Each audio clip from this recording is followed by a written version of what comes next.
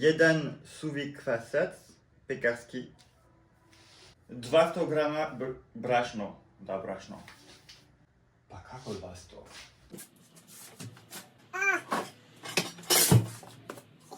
Za više ukus imam čokoladu. Ne razumem zašto na srpskom nemamo muški rod za domaćica. Pripremim ovaj banana bread sa air fryerom i imam ovaj silikon mold, ne znam kako se kaže na srpskom. I papir za kuvanje. Mislim da je ok. Pecite kolač 30 minuta na 180 stepeni, a zatim 15 minuta na 120 stepeni.